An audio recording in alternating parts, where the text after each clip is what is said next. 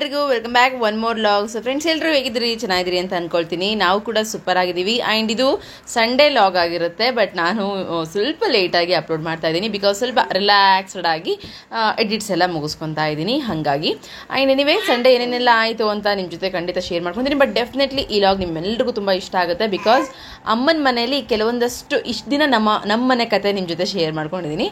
ಅಮ್ಮನ ಮನೆಗೆ ಸಂಬಂಧಪಟ್ಟಂಗೆ ಕೆಲವೊಂದಷ್ಟು ಕತೆಗಳನ್ನ ಶೇರ್ ಮಾಡ್ಕೊತೀನಿ. ಯಾಕೆಂದರೆ ನಿಮಗೆಲ್ಲ ನಮ್ಮ ಫ್ಯಾಮಿಲಿ ತೋರಿಸೋಣ ಅನ್ನೋ ವಿಚಾರ, ಹಾಗೆ ನಮ್ಮ ಫ್ಯಾಮಿಲಿ ಹೆಂಗೆ ಮುಂಚೆಯಿಂದನೂ ಇತ್ತು ಅನ್ನೋದು ಯಾಕೋ ಶೇರ್ ಮಾಡ್ಕೋಬೇಕು ಅಂತ ಅನ್ನಿಸ್ತು. ಅಪ್ಪ ಅಮ್ಮನ ಜೊತೆ ನಾವೆಲ್ಲ ಹೆಂಗೆ ಬೆಳೆದು ಬಂದಿದ್ದೀವಿ, ಯಾವ ಥರ ಸಿಚುವೇಶನ್ ಇತ್ತು ನಮ್ಮದು ಅಂತೇಳಿ. ಸೊ ಹಾಗಾಗಿನೇ ಈ ವಿಡಿಯೋನ ಪೂರ್ತಿ ನೋಡಿ, ಮೇ ಬಿ ನಿಮ್ಮೆಲ್ಲರಿಗೂ ತುಂಬಾ ಇಷ್ಟ ಆಗುತ್ತೆ ಅಂತ ಅಂದ್ಕೊಂಡಿದ್ದೀನಿ. ಆ್ಯಂಡ್ ಬೆಳಗ್ಗೆ ಎದ್ದು ಫಸ್ಟ್ ಕಿಚನ್ ಕ್ಲೀನಿಂಗ್ ಸ್ಟಾರ್ಟ್ ಮಾಡ್ಕೊಂಡಿದ್ದೀನಿ. ಕಿಚನ್ ಎಲ್ಲ ಕ್ಲೀನ್ ಮಾಡಿದ್ದಾಯಿತು. ಸೊ ಹಾಗೆ ಡೇ ಕೂಡ ಸ್ಟಾರ್ಟ್ ಮಾಡ್ತಿದ್ದೀನಿ. ಹಾಗೆ ಇವಾಗ ಜಯಂತ್ ಮಕ್ಕಳನ್ನ ಒಬ್ಬೊಬ್ಬರನ್ನೇ ಎಬ್ಬಿಸ್ತಾ ಇರ್ತಾರಲ್ವ, ಹಾಗೆ ಇವಳೆದ್ದು ಬೇಗ ಬೇಗ ಪ್ಯಾಂಟ್ ಹಾಕೊಂಡು ಅವರಪ್ಪನಿಗೆ ಬೆಕ್ಕಿನ ಮರಿ ಥರ ಅಂಟ್ಕೊಂಡು ನಿಂತ್ಕೊಂಡಿದ್ಲು. ಯಾಕೆ ಅಂದರೆ ಅಂಗಡಿ ಹೋಗ್ತಾ ಇದ್ದಾರೆ. ಸೊ ನಾನಿಲ್ಲಿ ಏನು ಮಾಡ್ತಾ ಇದ್ದೀನಿ ಅಂದರೆ ಜಯಂತ್ಗೆ ಕೆಲವೊಂದಷ್ಟು ಲೀಸ್ಟ್ಗಳನ್ನ ಹೇಳ್ತಾ ಇದ್ದೀನಿ, ಇದು ಅದು ಇದು ಇದು ಅಂತ ಹೇಳಿ. ಸೊ ಅವ್ರಿಗಷ್ಟು ನೀಟಾಗಿ ಬಾಯಿ ಬಿಟ್ಟು ಲೀಸ್ಟ್ ಹೇಳಿದ್ರು ಕೂಡ ಅವ್ರು ಹೋಗೋದ್ರೊಳಗಡೆ ವಾಟ್ಸಪ್ಪಲ್ಲಿ ನಾನೊಂದು ಲೀಸ್ಟ್ ಕಳಿಸಿರಬೇಕು. 3 ವಸ್ತುಗಳನ್ನ ತರೋಕ್ಕಾದ್ರೂ ಪರವಾಗಿಲ್ಲ, ವಾಟ್ಸಪ್ಪಲ್ಲಿ ಲೀಸ್ಟ್ ಕಳಿಸ್ತೀನಿ. ಯಾಕಂದರೆ ಮರೆಯೋದು ಜಾಸ್ತಿ. ಫೋನ್ ಬಂದುಬಿಡುತ್ತೆ ಯಾವುದಾದ್ರೂ ಒಂದು ಅಂಗಡಿಲಿದ್ದಾಗ, ಅಲ್ಲಿಂದ ವಾಪಸ್ ಬಂದಿರೋರು ಮತ್ತೆ ಅಂಗಡಿಗೆ ಹೋಗಲ್ಲ. ಅದಕ್ಕೆ ಮರ್ತು ಬಿಡ್ತೀಯಪ್ಪ ನೀನು ಅಂತ ಹೇಳಿ ನಾನು ಏನು ಮಾಡ್ತೀನಿ ಅಂದರೆ ಲೀಸ್ಟಲ್ಲಿ ಹಾಕಿರ್ತೀನಿ. ಇವತ್ತಿನ ಲಾಗ್ ಸ್ಟಾರ್ಟ್ ಮಾಡೋದಕ್ಕಿಂತ ಮುಂಚೆ ಫ್ರೆಂಡ್ಸ್, ನೀವು ಯಾರಾದರೂ ನಮ್ಮ ಚಾನಲ್ನ ಸಬ್ಸ್ಕ್ರೈಬ್ ಮಾಡ್ಕೊಳ್ಳದೆ ವೀಡಿಯೋಸ್ ನೋಡ್ತಾ ಇದ್ದೀರಿ ಅಂದರೆ ಸೊ ಪ್ಲೀಸ್ ಸಬ್ಸ್ಕ್ರೈಬ್ ಮಾಡ್ಕೊಳ್ಳಿ. ಹಾಗೆ ಲಾಗ್ಸ್ ಇಷ್ಟ ಆಯಿತು ಅಂದರೆ ಒಂದೇ ಒಂದು ಲೈಕ್ ಕೊಡೋದ್ರ ಮೂಲಕ ನನಗೆ ಸಪೋರ್ಟ್ ಮಾಡಿ. ನಾರ್ಮಲಿ ಸಂಡೇ ಅಂತ ಬಂತು ಅಂತಂದರೆ ನಮಗೆ ಒಂದು ಸ್ವಲ್ಪ ಫೇವ್ರೆಟ್. ಯಾಕೆ ಅಂದರೆ ಜಯಂತ್ ಮನೇಲಿ ಇರ್ತಾರೆ, ತುಂಬ ಫ್ರೀಯಾಗಿರ್ತಾರೆ, ಎಲ್ಲ ಕೆಲಸಗಳನ್ನ ಕೂಡ ನಿಧಾನಕ್ಕೆ ಮಾಡ್ಕೋಬೋದು ಅನ್ನೋ ಕಾರಣಕ್ಕೆ. ಹಾಗೆ ಇವತ್ತು ಕೂಡ ಅಷ್ಟೇ ಸ್ವಲ್ಪ ಲೇಟಾಗಿ ಅಂದರೆ ನಮ್ಮ ಮನೇಲಿ ನಮಗೆ ಲೇಟ್ ಅಂತಂದರೆ ಒಂದು 7 ಗಂಟೆ 7:15 ತುಂಬ ಲೇಟ್. ಅಯ್ಯೋ 7:30 ಆಯಿತು ಆದರೂ ಮಲ್ಕೊಂಡಿದ್ದೀವ ಅನ್ನೋ ಥರ ಮೈಂಡ್ ಸೆಟ್ ನಮ್ಮದು. ಇನ್ನು ಬೆಳಗ್ಗೆ ಎದ್ದು ಬಿಸಿನೀರು ಕುಡಿದು ಕಾಫಿ ಎಲ್ಲ ಕುಡಿದು ಹಾಗೆ ಜಯಂತ್ ಮತ್ತು ಮಕ್ಕಳನ್ನೆಲ್ಲ ಎಬ್ಬಿಸ್ಕೊಂಡು ಒಬ್ಬೊಬ್ಬರನ್ನೇ ರೆಡಿ ಮಾಡ್ಕೊತಾ ಇರ್ತಾರೆ, ಆಟ ಆಡ್ತಾ ಇರ್ತಾರೆ. ನಮ್ಮ ಮಿಂಚಕ್ಕ ಎದ್ಲು ಅಂತಂದರೆ ಅವಳನ್ನು ಕೂಡ ಆಟ ಆಡಿಸೋವಂಥದ್ದು ಇರುತ್ತೆ. ಸೊ ಇದ್ರ ನಡುವೆ ನಾನು ಇವತ್ತು ಫಸ್ಟ್ ಪ್ರಿಫರೆನ್ಸ್ ಕೊಟ್ಟಿದ್ದು ಕಿಚನ್ ಕ್ಲೀನಿಂಗಿಗೆ. ನೆಕ್ಸ್ಟ್ ನಾನು ಕಾಫಿ ಕುಡಿದಾಗಿದ ತಕ್ಷಣ ರಾತ್ರಿ ಇರೋವಂಥ ಸಾರನ್ನ ಬಿಸಿ ಮಾಡಿ ಎಲ್ಲ ವಸ್ತುಗಳನ್ನು ಕೂಡ ಯಾವ್ಯಾವ ತೊಳಿಬೇಕು ಯಾವುದಿಲ್ಲ ಅಂತೆಲ್ಲ ಶಿಫ್ಟ್ ಮಾಡಿಕೊಂಡು ಇವಾಗ ಇರೋ ಅಂತ ಕೊನೆ ಪಾತ್ರೆಗಳನ್ನು ಕೂಡ ತೊಳ್ಕೊತಾ ಇದ್ದೀನಿ. ತೊಳ್ಕೊಂಡು ಶಿಫ್ಟ್ ಮಾಡಿದ್ರೆ ಇನ್ನು ಕಿಚನ್ ಕ್ಲೀನಿಂಗ್ ಅಂದ್ರೆ ಕಂಪ್ಲೀಟ್ ಆಯಿತು. ನಮ್ಮ ಮಿಂಚು ನಾನು ಎದ್ದ ತಕ್ಷಣ ಎದ್ದಿರ್ತಾಳೆ ಕೆಲವೊಮ್ಮೆ, ಇನ್ನು ಕೆಲವೊಮ್ಮೆ ಏನಂತಂದರೆ ಎದ್ದಿರಲ್ಲ. ಸೊ ಅವಾಗ ಎದ್ದಿರಲ್ಲ ಅಂತಂದರೆ ಅಬ್ಬಬ್ಬ ಎಷ್ಟೊತ್ತು ಎದ್ದಿರಲ್ಲ ಅಂದರೆ ಒಂದು ಅರ್ಧ ಗಂಟೆ ಎದ್ದಿರಲ್ಲ ಫ್ರೆಂಡ್ಸ್ ಅಷ್ಟೇ. ಆ ಅರ್ಧ ಗಂಟೆ ಒಳಗಡೆ ನಾನು ಎದುರು ಈ ಕೆಲಸಗಳಿದ್ರೆ ಮುಗಿಸ್ಕೊತೀನಿ, ಇಲ್ಲ ಅಂತಂದರೆ ಅವಳು ಇಟ್ಕೊಂಡೆ ಎಲ್ಲದು ಮಾಡ್ಕೋಬೇಕಾಗುತ್ತೆ. ಸೊ ನನಗೆ ಆ ಲೆವೆಲ್ಗೇನು ಟಾರ್ಚರ್ ಕೊಡಲ್ಲ, ಎತ್ಕೊಳ್ಳೇಬೇಕು ಅಂತೇಳಿ ಕೆಳಗೆ ಬಿಡ್ತೀನಿ. ಬಟ್ ಕೆಳಗೆ ಬಿಟ್ಟರೆ ಏನು ಪ್ರಾಬ್ಲಮ್ ಅಂತಂದರೆ ಎಲ್ಲದೂ ಕೂಡ ಮುಟ್ಟೋದು, ಎಳೆಯೋದು, ಜಗ್ಗೋದು, ಬೀಳಿಸ್ಕೊಳ್ಳೋದು, ಬಡಿಸ್ಕೊಳ್ಳೋದು ಇದೆಲ್ಲ ಮಾಡ್ತಿರ್ತಾಳೆ. ಇನ್ನು ಇದು ಎಷ್ಟು ದಿನ ಅಂತಂದರೆ ಅವಳು ಎದ್ದು ನಡಿಬೇಕು ಅಂದರೆ ನಡೆದ್ರು ಕೂಡ ಒಂಥರ ಪ್ರಾಬ್ಲಮ್ಮೇ. ಹಿಡಿಯೋಕೆ ಬಂದಿರೋ ಮಕ್ಕಳನ್ನ ಹಿಡಿಯೋದು ಆ ತಾಯಿಗೆ ಗೊತ್ತು ಕಷ್ಟ, ಹಂಗಿರುತ್ತೆ. ಆ್ಯಂಡ್ ಇವತ್ತೇನಂತಂದರೆ ಅವಳು ಸ್ವಲ್ಪ ಶೀತ ಮತ್ತು ಜ್ವರ ಆಗಿತ್ತು ಅನ್ನೋ ಕಾರಣಕ್ಕೆ ಬೆಳಗ್ಗೆ ಎದ್ದೆವು ಸ್ವಲ್ಪ ಕಿರಿಕಿರಿ ಮಾಡಿ ಹಾಗೆ ಮಲ್ಕೊಂಡ್ಬಿಟ್ಲು.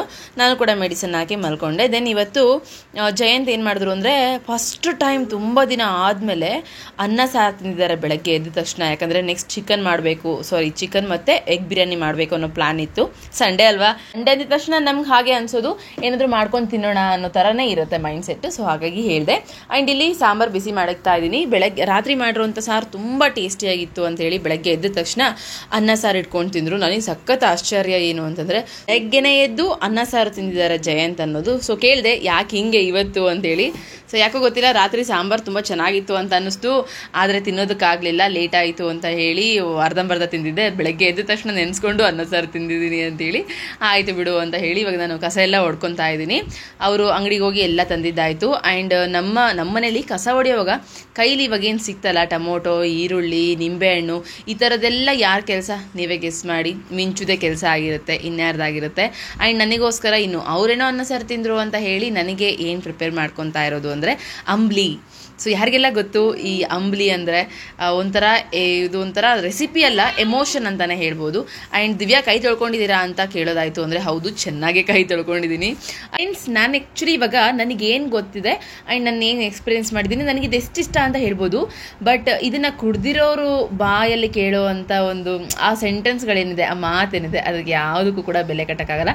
ಯಾರ್ಯಾರಿಗೆಲ್ಲ ಈ ಮೊಸರು ಮತ್ತು ರಾತ್ರಿ ಉಳಿದಿರೋವಂಥ ಮುದ್ದೆನ ಬೆಳಗ್ಗೆ ಎದ್ದು ಈ ಥರ ಕೈಯಲ್ಲಿ ಕಿವುಚಿ ಅದಕ್ಕೆ ಈರುಳ್ಳಿ, ಹಸಿಮೆಣಸಿನ್ಕಾಯಿ, ಕೊತ್ತಂಬರಿ ಹಾಕೊಂಡು ಕುಡಿಯೋವಂಥ ಮಜಾ ಯಾರಿಗೆ ಗೊತ್ತು ಅಂಬ್ಲಿ ಅಂದರೆ, ದಯವಿಟ್ಟು ಕಮೆಂಟ್ ಮಾಡಿ ತಿಳಿಸಿ ಎಷ್ಟು ಇಷ್ಟ ಅಂತ ಕೂಡ ತಿಳಿಸಿ. ನಾವು ಸಣ್ಣವರಿದ್ದಾಗಿ ನಾನು ರಾತ್ರಿ ಏನಾದರೂ ಮುದ್ದೆ ಉಳಿತು ಅಂತಂದರೆ ಬೆಳಗ್ಗೆ ಬೆಳಗ್ಗೆ ಎದ್ದು ಅಂಬ್ಲಿ ಮಾಡಬೇಕು ಅಂತ ಅಂದ್ಕೊಂಡು ರಾತ್ರಿನೇ ಅಂದ್ಕೊಂಡು ಮಲ್ಕೊತಿದ್ವಿ. ಅಷ್ಟು ಇಷ್ಟ ಈ ಮೊಸರು ಹಾಕಿ ಈ ತಂಗಳು ಮುದ್ದೆನ ಕಲಿಸ್ಕೊಂಡು ಕುಡಿಯೋದು ಅಂತಂದರೆ ಸಖತ್ ಫೇವ್ರೇಟೆಡ್ ಆಗಿರುತ್ತೆ. ಸೊ ನೋಡಿ, ಸಣ್ಣದಾಗಿ ಅದಕ್ಕೆ ಈರುಳ್ಳಿ ಹೆಚ್ಚಿಸ್ಕೊಂಡಿದ್ದೀನಿ, ಹಸಿಮೆಣ್ಸಿನ್ಕಾಯಿ ಹೆಚ್ಚಿಸ್ಕೊಂಡಿದ್ದೀನಿ, ಕೊತ್ತಂಬರಿ ಕೂಡ ಹೆಚ್ಚಿ ಇಟ್ಟಿದ್ದಾರೆ. ಜಯಂತ್ ಅವ್ರೇನೋ ತಿಂದರು, ಮತ್ತು ನನಗೆ ನಾನು ಅಂಬ್ಲಿ ಮಾಡ್ಕೊತೀನಪ್ಪ ಅಂತೇಳಿ. ನೀನೇನಾದರೂ ಮಾಡ್ಕೊ, ನನಗಂತೂ ಬೇಡ ಅಂತ ಹೇಳ್ತಾ ಇರ್ತಾರೆ ಜಯಂತ್. ಯಾಕಂದರೆ ಅವ್ರಿಗೆ ಈ ಥರದ್ದೆಲ್ಲ ಇಷ್ಟ ಆಗಲ್ಲ, ಬಟ್ ನಮಗೆ ತುಂಬಾ ಇಷ್ಟ. ನಮ್ಮ ಮನೇಲಿ ಇವಾಗಲೂ ಕೂಡ ಅಪ್ಪ ಅಂಬ್ಲಿ ಮಾಡ್ತಾ ಇರ್ತಾರೆ ಅವಾಗ. ಏನು ಮಾಡಿದೀಯಪ್ಪ ಅಂತಂದಾಗ ಅಂಬ್ಲಿ ಮಾಡಿದ್ದೀನಿ ನೋಡ್ರಿ ಅಂತ ಹೇಳಿ ನಮ್ಗೆ ಹೇಳ್ತಿರ್ತಾರೆ. ಅದೇ ಅಂಬ್ಲಿನ ನಾನು ಕುಡಿತೀನಿ ಅಂತೇಳಿ ಹೋಗಿ ಕುಡಿತಾ ಇರ್ತೀವಿ, ಅಷ್ಟು ಇಷ್ಟ. ಹಾಗಲೇ ಹೇಳ್ದಂಗೆ ಇದು ರೆಸಿಪಿ ಅನ್ನೋದಕ್ಕಿಂತ ಒಂದು ಎಮೋಷನ್ ಅಂತಲೇ ಹೇಳ್ಬೋದು. ಸೊ ನಮ್ಮಮ್ಮ ಚಿಕ್ಕವರಿದ್ದಾಗಿಂದನೂ ಮಾಡಿಕೊಟ್ರು ಅಂತ ನೆನಪಾಗುತ್ತೆ, ಮತ್ತು ನಮ್ಮ ಅಜ್ಜಿಯವರೆಲ್ಲ ಹೇಳ್ತಿರ್ತಾರಲ್ವಾ, ಹಾಗೆ ಒಂದು ಕನೆಕ್ಟಿವಿಟಿ ಅಂತ ಹೇಳ್ಬೋದು. ಸೊ ಫ್ರೆಂಡ್ಸ್, ನಿಮಗೆಲ್ಲ ಯಾರಿಗೆ ಗೊತ್ತು ಆ್ಯಂಡ್ ನೀವು ಕೂಡ ಇಷ್ಟಪಡ್ತೀರಾ ಆ್ಯಂಡ್ ನಿಮಗೆಲ್ಲ ಇದು ಗೊತ್ತಾ ಅನ್ನೋದು ಕಮೆಂಟ್ನಲ್ಲಿ ತಿಳಿಸಿ. ಕಮೆಂಟ್ಗೋಸ್ಕರ ಅಂತೂ ಸಖತ್ ವೆಯ್ಟ್ ಮಾಡ್ತಾ ಇರ್ತೀನಿ. ಇನ್ನು ಕಸ ಎಲ್ಲ ಹೊಡೆದಿದ್ದಾಗಿದೆ, ಮತ್ತು ಮಕ್ಕಳೆಲ್ಲ ಎದ್ದು ಫ್ರೆಶ್ ಆಗಿದ್ದಾರೆ ಆ್ಯಂಡ್ ನಾವು ಕೂಡ ಫ್ರೆಶ್ ಆಗಿದ್ದೀವಿ. ಫ್ರೆಶ್ ಮೀನ್ಸ್ ಜಸ್ಟ್ ಬ್ರಷ್ ಮಾಡಿ ಫೇಸ್ ವಾಶ್ ಆಗಿರೋದು ಅಷ್ಟೇ, ಇನ್ನೂ ಸ್ನಾನ ಅಂತೂ ಯಾರ್ದು ಆಗಿಲ್ಲ. ಆ್ಯಂಡ್ ಸಂಡೇ ಅಲ್ವಾ, ಆರಾಮ ಮಾಡ್ಕೊಂಡ್ರೆ ಆಯಿತು ಅಂತ ಅಂದ್ಕೊಂಡು. ಹಾಗೆ ಜಯಂತಿಲಿ ಏನೋ ಪ್ರಿಪ್ರೇಷನ್ ಮಾಡ್ತಾ ಇದ್ದಾರೆ ಅಡುಗೆಗೆ, ತೋರಿಸ್ತೀನಿ ನಾನು ಏನು ಮಾಡ್ತಿದ್ದಾರೆ ಅಂತೇಳಿ. ನಾನು ಆರಾಮಾಗಿ ಕೂತ್ಕೊಂಡು ಆಮೇಲೆ ಕುಡಿತಾ ಇದ್ದೀನಿ. ಬೆಳಗ್ಗೆ ಎದ್ದಾಗಿಂದನೂ ನಮ್ಮ ಜಯಂತ್ಗೊಂಥರ ತಲೆ ತಿಂತೀನಿ ನಾನು ಅಂತಂದರೆ ಸಖತ್ತಾಗೆ ತಲೆ ತಿಂತೀನಿ. ಕೆಲವೊಮ್ಮೆ ಸಖತ್ ಕಾಲು ಎಳಿತಿರ್ತೀನಿ ಕೂಡ, ಫುಲ್ ಕಾಮಿಡಿ ಇರುತ್ತೆ. ಏನು ಗೊತ್ತಾ ಫ್ರೆಂಡ್ಸ್, ನಾವು ಆ್ಯಕ್ಚುಲಿ ಆಗಿ ಒಂದು ಮಾತು ಹೇಳೋದಾಯಿತು ಅಂತಂದರೆ, ಇರೋದ್ರಲ್ಲಿ ತುಂಬ ಖುಷಿ ಏನಾದರೂ ಪಡ್ತಾ ಇದ್ದೀವಿ ಅಂತಂದರೆ ಅದು ಎಷ್ಟೊಂದು ಸ್ವರ್ಗ ಅಂತ ಅನ್ನಿಸ್ತಿರುತ್ತೆ ನನಗೆ. ಸಮಟೈಮ್ಸ್ ನಮ್ಮ ಜಯಂತ್ ಜೊತೆ ಹಿಂಗೆಲ್ಲ ಡೇ ಸ್ಪೆಂಡ್ ಮಾಡ್ತಾ ಇರ್ತೀನಿ. ಡೇ ಸ್ಟಾರ್ಟ್ ಮಾಡೋದು ಇದರಿಂದ, ಡೇ ಎಂಡ್ ಮಾಡೋದು ಕೂಡ ನಾವು ಇಷ್ಟೇ ಹ್ಯಾಪಿಯಾಗಿರುತ್ತಲ್ವ. ಸೊ ಅವಾಗ ಅಂದ್ಕೊತೀನಿ, ಯಾಕೆ ಅಂಡರ್ಸ್ಟ್ಯಾಂಡಿಂಗ್ ತುಂಬ ಇಂಪಾರ್ಟೆಂಟ್ ಅಂತ ಹೇಳಿ. ಗಂಡ ಹೆಂಡತಿ ಬಗ್ಗೆ ಹೇಳಬೇಕು ಅಂತಂದರೆ, ಈ ಅಂಡರ್ಸ್ಟ್ಯಾಂಡಿಂಗ್ ಬಗ್ಗೆ ಹೇಳಬೇಕು ಅಂತಂದರೆ ಅದು ಒಂದು ದಿನ ಆಗಲ್ಲ, ಒಂದು ಲಾಗ್ ಆಗಲ್ಲ. ಬಟ್ ನಾನು ಈ ಥರದ ಕೆಲವೊಂದು ಮಾತುಗಳನ್ನ ಹೇಳೋವಾಗ ತುಂಬ ಜನ ತುಂಬ ಚೆನ್ನಾಗಿ ತೊಗೊತಾ ಇದ್ದೀರಿ, ಖುಷಿ ಆಗುತ್ತೆ, ಒಳ್ಳೆ ಪಾಸಿಟಿವ್ ರೆಸ್ಪಾನ್ಸ್ ಬರುತ್ತೆ. ಆ್ಯಂಡ್ ನಾನು ಏನೇ ಇದ್ರೂ ಕೂಡ, ನನಗೆ ಖುಷಿ ಆದರೂ ಕೂಡ ಶೇರ್ ಮಾಡ್ಕೊತಾ ಇದ್ದೀನಿ, ಬೇಜಾರಾದರೂ ಕೂಡ ಶೇರ್ ಮಾಡ್ಕೊತಾ ಇದ್ದೀನಿ, ಹರ್ಟ್ ಆದರೂ ಕೂಡ ಶೇರ್ ಮಾಡ್ಕೊತಾ ಇದ್ದೀನಿ. ಅದನ್ನು ಕೆಲವು ಸ್ವಲ್ಪ ದಿನಗಳ ಹಿಂದೆಯಿಂದ ಕೆಲವರು ಬೇರೆ ಥರ ತುಂಬ ನೆಗೆಟಿವ್ ಆಗಿ ಕಮೆಂಟ್ಸ್ ಆಗ್ತಾ ಇದ್ದಾರೆ. ಸೊ ನಾನು ಅದನ್ನೆಲ್ಲ ನೋಡ್ತಾ ಇದ್ದೀನಿ, ಬಟ್ ತಲೆ ಅಂತೂ ಕೇಳಿಸ್ಕೊಳ್ಳಲ್ಲ, ಡೋಂಟ್ ವರಿ. ಆ ಥರ ನೀವೇನಾದರೂ ಕಮೆಂಟ್ ಹಾಕಿ ನನ್ನನ್ನು ಡೌನ್ ಮಾಡಬೇಕು ಅಂತ ಅಂದ್ಕೊಂಡಿದ್ರೆ ಅದು ನಿಮ್ಗೆ ಆಗಲ್ಲ, ದಯವಿಟ್ಟು ಕ್ಷಮೆ ಇರಲಿ. ಯಾಕಂದರೆ ಈ ಥರದ್ದು ನೀವೇನು ಕಮೆಂಟ್ಸ್ ಆಗ್ತಾ ಇದ್ದೀರಾ ಅದನ್ನು ಹೊರಗಡೆನೇ ಸಾಕಷ್ಟು ನೋಡಿ ಬಂದಿರೋ ಅಂತೇಳು, ಹಾಗಾಗಿ ತಲೆ ಕೆಡಿಸ್ಕೊಳ್ಳೋಷ್ಟು ಮೈಂಡ್ ಸೆಟ್ ಇಲ್ಲ ಫ್ರೆಂಡ್ಸ್. ಇಲ್ಲಿ ನೋಡಿದ್ರೆ ಚಿಕನ್ ರೆಡಿ ಮಾಡಿದ್ದಾರೆ ಜಯಂತ್. ಸೊ ಚಿಕನ್ ಮಾಡೋವಾಗ ಏನಂತಂದರೆ, ಆ ಬಾಣಲಿಯಲ್ಲಿ ಹೈ ಫ್ಲೇಮ್ ಇಟ್ಟು ಸ್ವಲ್ಪ ಸೀದಿಸಿದ್ದಾರೆ. ದೆನ್ ಚಿಕನ್ ಮಾಡೋದಕ್ಕಿಂತ ಮುಂಚೆ ಸ್ವಲ್ಪ ಎಣ್ಣೆ ಮತ್ತು ಅರಶಿನ ಪುಡಿ ಮತ್ತು ಈ ಉಪ್ಪು ಹಾಕಿ ಏನು ಬೇಯಿಸಿರ್ತೀವಲ್ಲ ಅದನ್ನು ಮಿಟ್ಟಿಗೋಸ್ಕರ ತೆಗೆದಿಟ್ಟಿರೋದು. ನಾನಿನ್ನು ಮೊಟ್ಟೆನೆಲ್ಲ ಕುಚ್ಚಿಸ್ಕೊಂಡಿದ್ದೀನಿ. ಯಾಕೆ ಅಂತಂದರೆ ಎಗ್ ಬಿರಿಯಾನಿ ಮಾಡ್ತಾ ಇದ್ದೀನಿ. ಸೊ ಯಾರಿಗೋಸ್ಕರ ಇವತ್ತು ಎಗ್ ಬಿರಿಯಾನಿ ಅಂತಂದರೆ, ಸ್ಪೆಷಲಿ ನಮ್ಮ ಸರ್ ಒಬ್ರು ಇದ್ದಾರಲ್ವ ನಮ್ಮ ಮನೇಲಿ, ಅವ್ರದ್ದು ರಿಕ್ವೆಸ್ಟ್ ಇದು. ಅಮ್ಮ ಎಗ್ ಬಿರಿಯಾನಿ ಮಾಡಮ್ಮ ಒಂದಿನಾದ್ರೂ ಒಂದಿದ್ದಕ್ಕೆ ಈ ಸಂಡೇ ಬಂದು ನಮ್ಮದು ಸ್ಪೆಷಲ್ ಎಗ್ ಬಿರಿಯಾನಿ ಮತ್ತು ಚಿಕನ್ ಡ್ರೈ. ಫ್ರೆಂಡ್ಸ್ ಬೇಜಾರಾಗಬೇಡಿ, ಒಂದೇ ಒಂದು ಲೈನ್ ನಾನು ನಿಮ್ಮ ಜೊತೆ ಶೇರ್ ಮಾಡ್ಕೊತೀನಿ. ಲಾಸ್ಟ್ ಕಮೆಂಟ್ಸ್ ಏನು ಅಂತಂದರೆ, ನಾನು ಆಲ್ಮೋಸ್ಟ್ 1 year ಆಯಿತು ನಾನು ಯೂಟ್ಯೂಬ್ ಸ್ಟಾರ್ಟ್ ಮಾಡಿ. ನನಗೆ ಗೊತ್ತಿದ್ದಂಗೆ 98% ಅಷ್ಟು ರಿಪ್ಲೇಸ್ ಇದೆ ನಂದು. ಸೊ ಆದರೆ ಒಬ್ಬರು ಮೊನ್ನೆ ರೀಸೆಂಟ್ಲಿ ನಾನೊಂದು ಕಮೆಂಟ್ ನೋಡಿದ್ದೇನಂತಂದರೆ, ಪ್ರತಿಯೊಂದು ಕಮೆಂಟ್ಸ್ ಕೂಡ ನೋಡ್ತಾ ಇದ್ದೀನಿ, ಯಾವುದಕ್ಕೆ ರಿಪ್ಲೈ ಮಾಡಿರಲಿಲ್ಲ ಅಂತ ಹೇಳೋದಾಯಿತು ಅಂದರೆ ರಿಪೀಟೆಡ್ ಕ್ವಶನ್ಸ್ ಬಂದಿದೆ ಅಂತಂದರೆ, ಆಮೇಲೆ ಆಲ್ರೆಡಿ ಹೇಳಿರೋ ಅಂಥದ್ದನ್ನು ಮತ್ತೆ ಕೇಳ್ತಾ ಇದ್ದಾರೆ ಅಂತ ಹೇಳೋದಾಯಿತು ಅಂದರೆ, ನಾನು ಅಂಥ ಕ್ವಶನ್ಸ್ಗೆ ಆನ್ಸರ್ ಮಾಡಿರಲ್ಲ, ಅಂತ ಕಮೆಂಟ್ಸ್ಗಳಿಗೆ ರಿಪ್ಲೈ ಮಾಡಿರಲ್ಲ. ಬಟ್ ಒಬ್ಬ ಹೆಣ್ಣು ಯಾವ ಥರ ಹಾಕಿದಾಳೆ ಅಂತಂದರೆ, ಆ ಅಮ್ಮ ಯಾವ ಲೆವೆಲಿಗೆ ಮೈಂಡ್ ಸೆಟ್ ಇರ್ಬೋದು ಇವ್ರದ್ದು ಅಂತ ನನಗೆ ಒಂಥರ ಶಾಕ್ ಆಯಿತು. ಸೊ ಇವ್ರಿಗೆ ರಿಪ್ಲೈ ಯಾವಾಗ ಕೊಡ್ತಾಳೆ ಅಂತಂದರೆ, ಉರಿ ಬಿದ್ದಾಗ, ಬೆಂಕಿ ಬಿದ್ದಾಗ ನನಗೆ ಈ ಥರ ಮಾತಾಡಿರೋದು. ಸೊ ಅವ್ರು ಆ ಥರ ಮಾತಾಡಿದ್ರು ಅಂತೇಳಿ ನನಗೆ 1% ಕೂಡ ಬೇಜಾರಿಲ್ಲ. ಉರಿ ಬಿದ್ದಿದೆ ಅಂದರೂ ಪರವಾಗಿಲ್ಲ, ಬೆಂಕಿ ಬಿದ್ದಿದೆ ಅಂದ್ರೂ ಪರವಾಗಿಲ್ಲ. ನನಗೆ ಯಾವಾಗ ರಿಯಾಕ್ಟ್ ಮಾಡಬೇಕು ಅಂತ ಅನಿಸುತ್ತೋ ಡೆಫಿನೆಟ್ಲಿ ನಾನು ಅವಾಗ ರಿಯಾಕ್ಟ್ ಮಾಡ್ತೀನಿ, ಅದರಲ್ಲೇನು ತಪ್ಪಿಲ್ಲ. ಬಟ್ ಆದರೆ ಒಬ್ಬ ಅನ್ನೋನ್ ಪರ್ಸನ್ಗೆ, ಪಬ್ಲಿಕಲ್ಲಿ ಇರುವಂಥ ಪರ್ಸನ್ಗೆ ಅಯ್ಯಮ್ಮ ಉರಿ ಬೆಂಕಿ ಈ ಥರದ್ದೆಲ್ಲ ಮಾತಾಡ್ತಿದ್ದಾಳೆ ಅಂತಂದರೆ, ಪಾಪ ಮನೇಲಿ ಅವ್ರ ಮಕ್ಕಳ ಪರಿಸ್ಥಿತಿ ಏನಾಗಿರ್ಬೋದು, ಅವ್ರ ಗಂಡನ ಪರಿಸ್ಥಿತಿ ಏನಾಗಿರ್ಬೋದು, ಹೋಗ್ಲಿ ಮನೇಲಿ ಅಪ್ಪ ಅಮ್ಮ ಅತ್ತೆ ಮಾವ ಈ ಥರದಲ್ಲೆಲ್ಲ ಇರ್ತಾರಲ್ವ, ಅವ್ರ ಪರಿಸ್ಥಿತಿ ಏನಾಗಿರ್ಬೋದು. ಸೊ ಹೇಳೋದು ನಾನು ಒಂದು ಸ್ವಲ್ಪ ಅನ್ನಿಸ್ಬೋದು ನಿಮಗೆ, ಯಾಕೆ ಹಿಂಗೆ ಹೇಳ್ತಿದ್ದಾರೆ ದಿವ್ಯಾ ಅಂತೇಳಿ.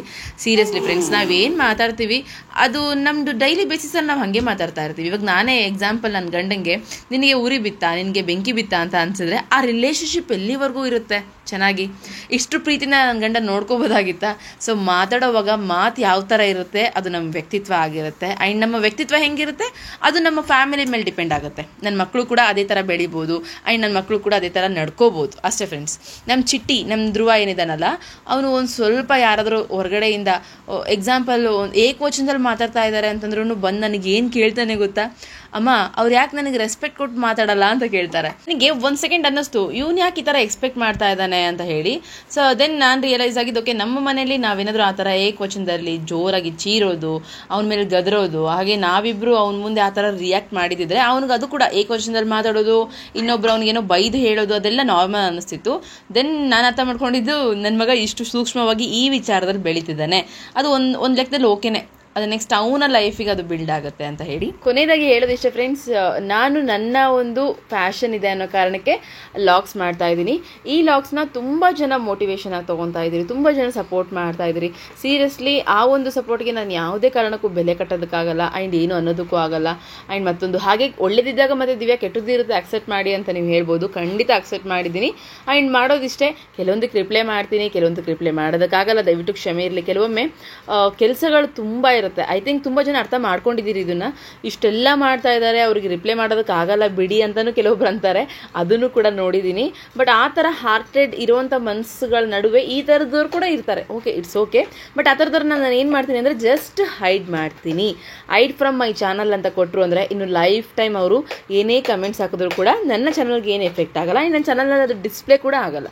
ಸೊ ಆ ಥರದೊಂದು ಆಪ್ಷನ್ ಕೂಡ ಇದೆ, ಅದನ್ನು ಮಾಡಿ ಕೈ ಬಿಡ್ತಿದ್ದೀನಿ ಅಷ್ಟೇ. ಸೊ ಫೈನಲಿ ಹೇಳಬೇಕಿತ್ತು ಒಂದ್ಸರಿ ಹೇಳಿದ್ದೀನಿ, ಯಾಕಂದರೆ ಪ್ರತಿಯೊಂದಕ್ಕೂ ಸುಮ್ಮನೆ ಇರೋದಕ್ಕೆ ನನ್ನ ಮನಸ್ಸದೇನೋ ಒಪ್ಪಲ್ಲ, ಆ ಕಾರಣಕ್ಕೆ ಹೇಳಿದೆ. ಆ್ಯಂಡ್ ಎನಿವೆ ನಿಮ್ಮ ಜೊತೆ ಇವಾಗ ಮಾತಾಡ್ಕೊಂತ ನಾನು ಇಲ್ಲಿ ಎಗ್ ಬಿರಿಯಾನಿ ಮಾಡಿದ್ದಾಯಿತು. ಮನೇಲಿ ನಮಗೆ ಯಾರಿಗೆ ಏನು ಅನಿಸುತ್ತೆ ಅದನ್ನು ಮಾಡ್ಕೊಂಡು ಬೇಗ ತಿಂತೀವೋ ಇಲ್ಲ ಗೊತ್ತಿಲ್ಲ. ಚಿಟ್ಟಿ ಏನಾದರೂ ಕೇಳ್ದ ಅಂತಂದರೆ ಅದು ಆಲ್ರೆಡಿ ಗ್ರಾಂಟೆಡ್ ಅನ್ನೋ ರೀತಿಯಾಗಿ ಅವ್ನು ರಾತ್ರಿ ಕೇಳಿದ್ರೆ ಬೆಳಗ್ಗೆ ಮಾಡ್ಕೊಡ್ತಾ ಇರ್ತೀವಿ. ಸೊ ಅದು ಹಾಗೆ ಮನಸ್ಥಿತಿ. ನನಗೂ ನನ್ನ ಜಯಂತ್ಗೂ ಇಬ್ಬರಿಗೂ ಕೂಡ ಅದೇ ಥರ ಬರ್ತಾ ಇರುತ್ತೆ. ಒಗ್ಗರಣೆ ಎಲ್ಲ ಕೊಟ್ಟಿದ್ದಾಯಿತು ಅಂತಂದಾಗ ಅಕ್ಕಿ ಮತ್ತು ನೀರು ಅದೆಲ್ಲ ಹಾಕಿ, ಮತ್ತು ನಾನು ಮುಂಚೆ ಏನು ಫ್ರೈ ಮಾಡಿಟ್ಕೊಂಡಿದ್ದೆ ಎಗ್ ಮಸಾಲೆ, ಸೊ ಅದನ್ನು ಕೂಡ ಇವಾಗ ಆ್ಯಡ್ ಮಾಡಿದ್ದೀನಿ. 4 ಮೊಟ್ಟೆ ಹಾಕಿದ್ದೀನಿ. 3 ಜನ ತಿಂತೀವಿ, ಒಂದು ಎಕ್ಸ್ಟ್ರಾ ಇರಲಿ ಅನ್ನೋ ಕಾರಣಕ್ಕೆ. ಆ್ಯಂಡ್ ಈ ಥರ ಫ್ರೈ ಮಾಡಿರುವಂಥ ಎಗ್ ಎಷ್ಟು ಚೆನ್ನಾಗಿತ್ತು ಗೊತ್ತಾ, ತುಂಬ ಇಷ್ಟ ಆಯಿತು ಫ್ರೆಂಡ್ಸ್ ನನಗೆ. ಸಪ್ರೇಟಾಗಿ ಈ ಚಪಾತಿ ಜೊತೆ ಈ ಥರ ಫ್ರೈ ಮಾಡ್ಕೊಂಡು ತಿನ್ಬೋದು ಅಂತ ಅನ್ನಿಸ್ತು. ನೋಡೋಣ, ಟ್ರೈ ಮಾಡೋಣ. ಈ ವೀಕಲ್ಲಿ ಹಬ್ಬ ಮುಗಿದ್ಮೇಲೆ ಟ್ರೈ ಮಾಡ್ತೀನಿ, ಈ ವೀಕಲ್ಲಿ ಅಂತೂ ಆಗಲ್ಲ. ದೆನ್ ಹಬ್ಬ ಸ್ಟಾರ್ಟ್ ಆಗ್ತಾ ಇದೆ ಅಲ್ವಾ, ದಸರಾ ಹಬ್ಬ. ನಾನಿಲ್ಲಿ ಅಡುಗೆ ಮಾಡುವಾಗ ನಮ್ಮ ಜಯಂತ್ ಏನು ಮಾಡ್ತಾ ಇದ್ದಾರೆ ಅಂತಂದರೆ, ಆಗಲೇ ಏನು ಹೇಳಿದೆ ಅಲ್ಲ, ಚಿಕನ್ಗೆ ಸ್ವಲ್ಪ ಎಣ್ಣೆ ಮತ್ತು ಉಪ್ಪು ಅರಿಶಿನ ಪುಡಿ ಹಾಕಿ ಬೇಯಿಸಿರ್ತಾರೆ, ಅದನ್ನು ತಗೊಂಡು ಸಪ್ರೇಟಾಗಿ ನಮ್ಮ ಮಿಟ್ಟುಗಂತಲೇ ತೆಗೆದಿಟ್ಟಿರ್ತೀವಿ ಅಂತ ಹೇಳಿ. ಸೊ ಅದರಲ್ಲಿರುವಂಥ ಪೀಸ್ಗಳನ್ನ ಮಿಟ್ಟು ಮೇಡಮ್ಗೆ ತಿನ್ನಿಸ್ತಾ ಇದ್ದಾರೆ. ಮಿಟ್ಟುಗೆ ಸಪ್ರೇಟು ಮತ್ತು ಚಿಟ್ಟಿಗೆ ಫ್ರೈ ಮಾಡಿರೋದನ್ನೇ ಕೊಟ್ಟಿದ್ದೀನಿ. ಅವ್ನು ತಿಂತಾನೆ, ಪರವಾಗಿಲ್ಲ, ಖಾರ ಎಲ್ಲ ತಿಂತಾನೆ. ಬಟ್ ಅಷ್ಟರ ಮಟ್ಟಿಗೆ ಖಾರ ತಿನ್ನಲ್ಲ, ಅಟ್ಲೀಸ್ಟ್ ನಾವು ತಿನ್ನೋದ್ರಲ್ಲಿ ಅವ್ನು ಕೂಡ ತಿಂತಾನೆ. ಮಕ್ಕಳಿದ್ದಾರೆ ಅಂದ ಮನೇಲಿ ಸ್ವಲ್ಪ ಖಾರ ಕಡಿಮೆನೇ ಅಲ್ವಾ ಹಾಕೋದು. ಆ್ಯಂಡ್ ನಾವೆಲ್ಲರೂ ಕುತ್ಕೊಂಡು ಊಟ ಮಾಡಿದ್ವಿ. ನಾನು, ಜಯಂತ್, ಚಿಟ್ಟಿ, ಮಿಟ್ಟು ಮತ್ತು ಮಿಂಚು ನಮ್ಮ ಜೊತೆನೇ ಮಲ್ಕೊಂಡಿದ್ಲು. ಅವಳನ್ನ ಇವಾಗ ಸೀದಾ ಕರ್ಕೊಂಬಂದು ಅಮ್ಮನ ಮನೆಯಲ್ಲಿ ಬಿಟ್ಟಿದ್ದೀನಿ. ಅಮ್ಮನ ಮನೆಗೆ ಬಂದ್ವಿ. ಸಡನ್ಲಿ ಊಟ ಮಾಡಿದ ತಕ್ಷಣ ತಟ್ಟೆ ಎಲ್ಲ ತೆಗೆದಿಟ್ಟು ಬಂದಿದ್ದೆ ಶಿವ. ಯಾಕೆ ಅಂತಂದರೆ ಇವತ್ತು ನಮ್ಮ ಅಮ್ಮನ ಮನೆಯಲ್ಲಿ ಪಿತೃಪಕ್ಷ ಅಂತ ಮಾಡ್ತಾ ಇದ್ದಾರೆ. ನಾನು ಇಲ್ಲಿ ಸೀದಾ ಅಮ್ಮನ ಮನೆಗೆ ಬಂದ ತಕ್ಷಣ ಮಕ್ಕಳನ್ನೆಲ್ಲ ಕೆಳಗಿಳಿಸಿ ಅಡುಗೆ ಮನೆಗೆ ಬಂದಿದ್ದೀನಿ. ಅಡುಗೆ ಮನೆಗೆ ಬಂದು ಅಮ್ಮಂಗೆ ಜೀನಿ ತರಿಸಿದ್ದೆ. ಸೊ ಇವತ್ತೇ ಡಿಲಿವರ್ಡ್ ಆಯಿತು, ಅದು ಕೂಡ ಅದನ್ನು ಪ್ರಿಪೇರ್ ಮಾಡ್ತಾ ಇದ್ದೀನಿ. ಬಂದ ತಕ್ಷಣ ಒಂದ್ಸರಿ ಮಾಡು, ಹೆಂಗೆ ಮಾಡಬೇಕು ಮತ್ತು ಎಷ್ಟು ಅಳತೆಯಲ್ಲಿ ಇರಬೇಕು ಅಂತೇಳಿ ಅಮ್ಮ ಕೇಳಿದ್ರು. ಹಾಗಾಗಿ ಇಬ್ರಿಗಾಗೋಷ್ಟು ಅಪ್ಪಂಗೆ ಮತ್ತು ಅಮ್ಮಂಗೆ ಇಬ್ಬರಿಗೂ ಕೂಡ ಮಾಡಿಕೊಡ್ತಾ ಇದ್ದೀನಿ. ಪ್ರತಿದಿನ ಬೆಳಗ್ಗೆ ಎದ್ದ ತಕ್ಷಣ ನೀವು ಇದನ್ನು ಕುಡಿದು ದೆನ್ ನೀವು ತಿಂಡಿ ಮಾಡ್ಕೊಳ್ಳೋದು, ಕೆಲಸ ಮಾಡ್ಕೊಳ್ಳೋದು ಮಾಡ್ಕೊಳ್ಳಿ. ನನಗೊಂದು 5 ದಿನದ ಕುಡಿದಿದ್ದಕ್ಕೆ ಒಂದು ಸ್ವಲ್ಪ ಸುಸ್ತು ತುಂಬ ಚೆನ್ನಾಗಿ ಕಡಿಮೆ ಆಗಿದೆ ಅಮ್ಮ, ಆಲ್ಮೋಸ್ಟ್ 1 ವೀಕ್ ಆಯ್ತಲ್ವಾ ಅಂತೇಳಿ ನಾನು ಅಂದ್ಕೊಂಡಿದ್ದೆ. ನನಗೇನಾದರೂ ಚೆನ್ನಾಗಿ ಅನ್ನಿಸ್ತು ಅಂದರೆ ನಮ್ಮ ಅಪ್ಪ ನಮ್ಮ ಅಮ್ಮಗೂ ಕೂಡ ಇಬ್ರಿಗೂ ಹೇಳೋಣ. ಅಪ್ಪ ಯಾಕೋ ಇತ್ತೀಚೆಗೆ ಸ್ವಲ್ಪ ಸುಸ್ತು ಅಂತ ಇದ್ದಾರೆ ಅಂತೇಳಿ ಅಂದ್ಕೊಂಡಿದ್ದೆ. ಹಾಗೆ ರಿವ್ಯೂನ ಶೇರ್ ಮಾಡಿಕೊಂಡು ಅಮ್ಮಂಗೂ ಅಪ್ಪಂಗೂ ಇಬ್ರಿಗೂ ಕೂಡ ಇವಾಗ ತರಿಸಿ ಕೊಟ್ಟಿದ್ದೀನಿ. ಅವ್ರಿಗೆ ಹೆಂಗೆ ಯೂಸ್ ಮಾಡಬೇಕು ಏನು ಅದೆಲ್ಲದು ಕೂಡ ಹೇಳಿದ್ದಾಯಿತು. ತರಿಸ್ಕೊಟ್ಟಿದ್ದೀನಿ ಅಂದರೆ ಫ್ರೆಂಡ್ಸ್ ನನ್ನ ದುಡ್ಡಲ್ಲ, ಅವ್ರ ದುಡ್ಡಲ್ಲೇ ಅವ್ರು ತರಿಸ್ಕೊಂಡಿರೋದು. ಪಾಪ ನಾನು ಆರ್ಡ್ರ್ ಮಾಡಿದ್ದೀನಿ ಅಷ್ಟೇ.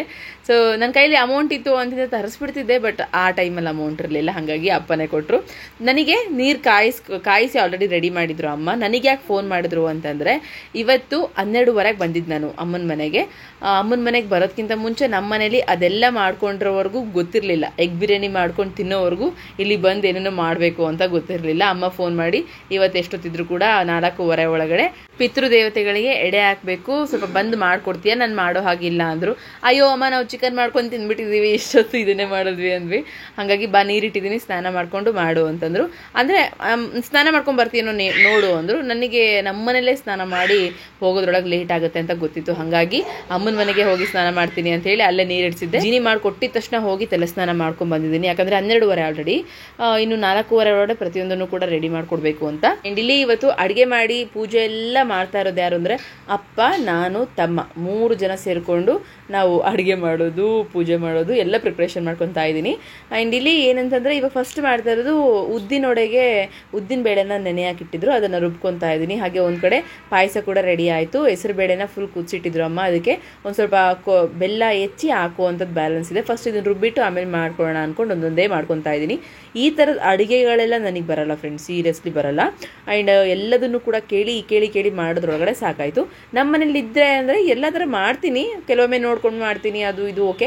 ಕ್ವಾಂಟಿಟಿ ಕೂಡ ನನಗೆ ಒಂಥರ ಅಡ್ಜಸ್ಟಬಲ್ ಆಗಿಬಿಟ್ಟಿದೆ. ಹೆಂಗೆ ಅಂದರೆ ನಾನು ಮಾಡೋ ಅಡುಗೆ ಇಬ್ಬರಿಗೆ ಆಗೋದು, ನನಗೆ ಜಯಂತ್ಗೆ ಸ್ವಲ್ಪ ಕ್ವಾಂಟಿಟಿನ ತುಂಬ ಮಿಸ್ ಮಾಡ್ತೀನಿ, ಬೈಸ್ಕೊತಿರ್ತೀನಿ. ನಾನಿಲ್ಲಿ ಅಮ್ಮನ ಕೇಳಿ ಒಂದೊಂದೇ ಕೇಳಿಸ್ಕೊಂತ ಅಡುಗೆ ಮಾಡ್ತಾ ಇದ್ರೆ ನಮ್ಮ ಮಕ್ಕಳನ್ನ ಪೂರ್ತಿ ನೋಡ್ಕೊತಿದ್ರೆ, ಅದರಲ್ಲೂ ಮಿಂಚುನಂತರೂ ಹಿಡಿಯೋದು ಒಬ್ಬರು ಪಕ್ಕ ಬೇಕೇ ಬೇಕು ಅವಳಿಗೆ, ಅಷ್ಟು ತರಲೆ ಕೆಲಸ ಇದ್ದಾಳೆ. ಅವಳನ್ನ ಮಾತಾಡ್ಸ್ಕೊತ ಆಟ ಆಡಿಸ್ಕೊತ ನಾವು ಕೆಲಸಗಳೆಲ್ಲ ಮಾಡ್ಕೊಳ್ಳೋಕ್ಕೆ ಸ್ಟಾರ್ಟ್ ಮಾಡಿದ್ವಿ. ಆ್ಯಂಡ್ ನಮ್ಮಪ್ಪ ಅಪ್ಪನ ಜೊತೆ ಕೆಲಸ ಮಾಡೋದಂದ್ರೆ ಒಳ್ಳೆ ಎಕ್ಸ್ಪೀರಿಯನ್ಸ್. ಇವತ್ತು ಆ್ಯಕ್ಚುಲಾಗಿ ನಾವು ಅಪ್ಪನ ಬಗ್ಗೆ ಹೇಳ್ಬೇಕು ನಿಮಗೆ, ಏನಂತಂದರೆ ಫುಲ್ ಫನ್ ಆಗಿರ್ತಾರೆ, ಸಖತ್ ಕಾಮಿಡಿ ಆಗಿರುತ್ತೆ. ನಾವೆಲ್ಲ ಒಟ್ಟಿಗೆ ಸೇರಿದ್ವಿ ಅಂದರೆ ನಕ್ಕು ಸುಸ್ತಾಗುತ್ತೆ, ಅಷ್ಟು ಕಾಮಿಡಿ ಆಗಿರುತ್ತೆ ಮನೆಯಲ್ಲಿ. ಕೆಲವೊಮ್ಮೆ ಮಾತ್ರ ಸೀರಿಯಸ್ ಆಗಿರೋದು ನಾವು. ಆ್ಯಂಡ್ ಇವತ್ತು ಬೇರೆ ನಮ್ಮ ಅಪ್ಪಂಗೆ ನಮ್ಮಮ್ಮ ಉಪವಾಸ ಇದ್ದೇ ಪ್ರಸಾದ ಹಾಕಬೇಕು ಪ್ಲಸ್ ಪೂಜೆ ಮಾಡಬೇಕು ಅಂತ ಹೇಳ್ಬಿಟ್ಟಿದ್ದಾರೆ. ಓಡಾಡ್ಕೊಂಡು ಅಮ್ಮಂಗೆ ಬೈಯೋದು, ನಾವು ನಕ್ಕಿದ್ದು. ಸೊ ಹೀಗೆಲ್ಲ ಆಗ್ತಾಯಿತ್ತು ಮನೇಲಿ. ಅಪ್ಪ ಆ್ಯಕ್ಚುಲಾಗಿ ನಾನು ಮದುವೆ ಆಗೋದಕ್ಕಿಂತ ಒಂದು 6 ತಿಂಗಳು ಮುಂಚೆ ಮಾತ್ರ ಡ್ರಿಂಕ್ಸ್ ಬಿಟ್ಟಿರೋದು, ಅದಕ್ಕಿಂತ ಮುಂಚೆ ಫುಲ್ ಡ್ರಿಂಕ್ಸ್ ಫುಲ್ ಜಗಳ ಹಿಂಗೆ ಇದ್ದಿದ್ದು. ಆ್ಯಂಡ್ ಅವಾಗೆಲ್ಲ ನಮ್ಮ ಅಮ್ಮಂಗೆ ಸಕ್ಕ ಟಾರ್ಚರ್ ಇತ್ತು. ಆ್ಯಂಡ್ ಅವರೆಲ್ಲ ಎಷ್ಟೆಷ್ಟು ವರ್ಷ, ಆಲ್ಮೋಸ್ಟ್ ಒಂದು 7 ಇಯರ್ಸ್ ಅಂತಂದರೆ ಇವಾಗ ಒಂದು 28 ವರ್ಷ ಮದುವೆ ಆಗಿದೆ. 20 ವರ್ಷಗಳು ಕೂಡ ಅದೇ ಥರ ಲೈಫನ್ನು ಲೀಡ್ ಮಾಡಿದ್ದಾರೆ. ಯಾವುದೇ ರೀತಿಯಾಗಿ ಆ ಲೆವೆಲ್ಗೆ ಸುಖದಲ್ಲಿ ಬೆಳೆದಿಲ್ಲ. ಅಮ್ಮ ಬಟ್ಟೆ ಹೊಲಿದು, ಹೋಟೆಲ್ ಕೆಲಸ ಮಾಡಿ, ಆ್ಯಂಡ್ ಮೆಸ್ ಕೆಲಸ ಮಾಡಿ, ಈ ಥರದ್ದೆಲ್ಲ ಮಾಡಿಕೊಂಡು ನಮ್ಮನ್ನು ಸಾಕಿದ್ದು. ಅಪ್ಪಂಗೆ ನಾವು ಏನು ಓದ್ತಾ ಇದ್ದೀವಿ ಅನ್ನೋದು ಕೂಡ ಗೊತ್ತಿರಲಿಲ್ಲ ಫ್ರೆಂಡ್ಸ್, ಆ ಥರ ಇದ್ದರು ನಮ್ಮಪ್ಪ. ಕುಡಿಯೋದು ಬಿಡೋದಕ್ಕಿಂತ ಮುಂಚೆ ಹಾಗೆ ಇದ್ದಿದ್ದು. ಸೊ ಏನು ಯಾವುದ್ರ ಬಗ್ಗೆ ಜವಾಬ್ದಾರಿ ಇಲ್ಲ ಅಂಥೇಳಿ. ನಮ್ಮಮ್ಮ ಏನೂ ಓದಿಲ್ಲ, ಆದರೆ ಲೋಕಜ್ಞಾನ ತುಂಬ ಚೆನ್ನಾಗಿತ್ತು.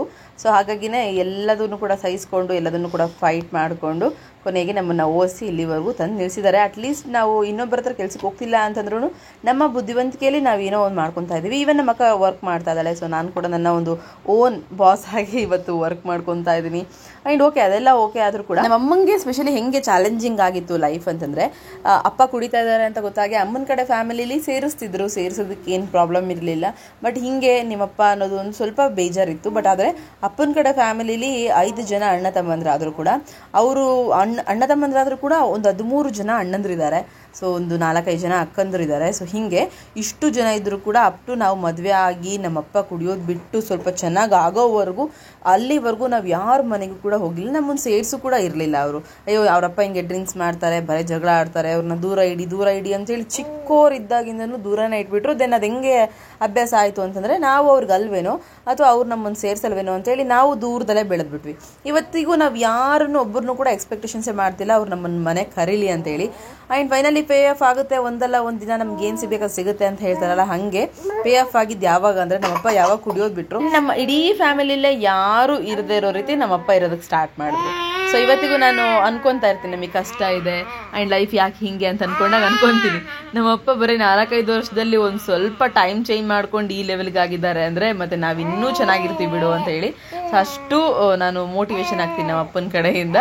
ನಮ್ಮಮ್ಮ ನನ್ನ ಮಗಳನ್ನ ಪೂರ್ತಿ ಆಟ ಆಡಿಸ್ಕೊತ ಕೂತ್ಕೊಂಡಿದ್ದಾರೆ. ಸೊ ನೋಡಿ, ನಾನು ನಮ್ಮಪ್ಪ ನಮ್ಮ ತಮ್ಮ ಸೇರ್ಕೊಂಡು ಇಷ್ಟನ್ನು ಕೂಡ ರೆಡಿ ಮಾಡ್ಕೊಂಡ್ವಿ.